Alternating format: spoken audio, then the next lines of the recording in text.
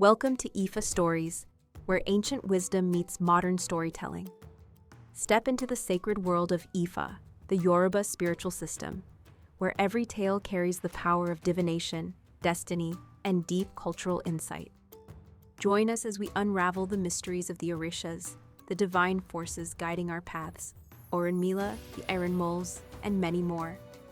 Each story is a bridge between the past and the present, weaving timeless lessons that inspire, enlighten, and transform. Embrace the wisdom, honor the tradition, and journey with us into the heart of Ifa. Subscribe now and let the stories guide you. To explore full Yoruba stories, Ifa teachings, and ancestral wisdom, visit our website, www.ifastories.com. Step into the sacred path for more resources and information. The Cotton and the Birds. Story. Olódùmarè created the universe and created Ọbàtálá, and he in turn created mankind, to whom he transmitted a portion of his essence and endowed with will and intelligence.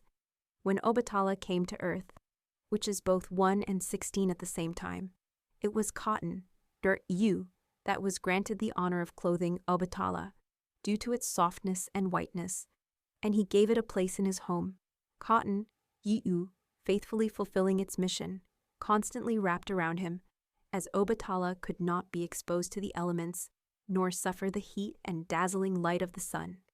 Shẹnúggo, the cardinal, who desired to proclaim himself king of the birds, relying on his beauty, would have even given up his crown and one of his most beautiful feathers, which he believed surpassed those of Agbéyemi, the peacock, the quetzal, and many other birds of splendid plumage, if only he could enjoy the glory that cotton received by clothing Ọbàtálá.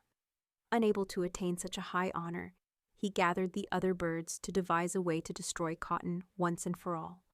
They went to speak with the sun, the moon, the wind, and the waters to ask them to destroy the cotton.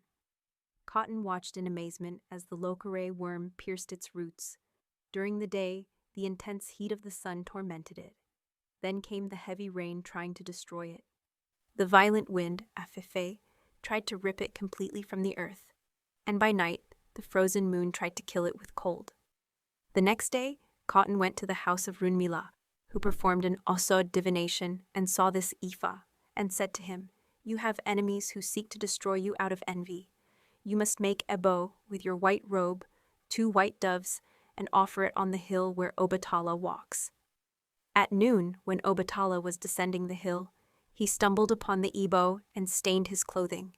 Annoyed, he exclaimed, "Who dares to place this filth in my path?"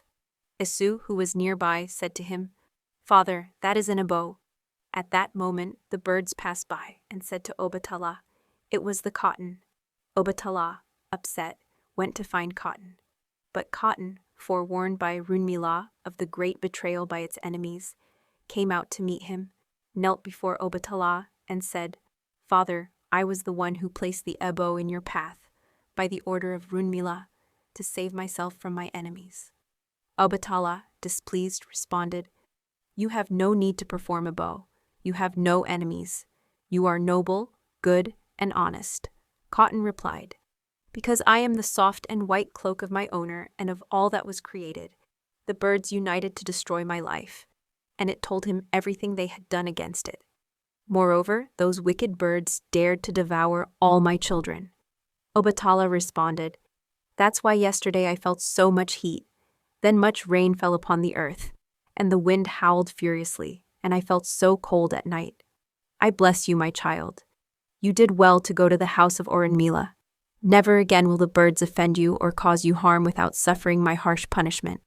Seeing that in a short time the cotton was once again blooming, the birds went to peck at its children, but as they tried, they fell blind to the ground, for the thorns that had grown on it injured their eyes.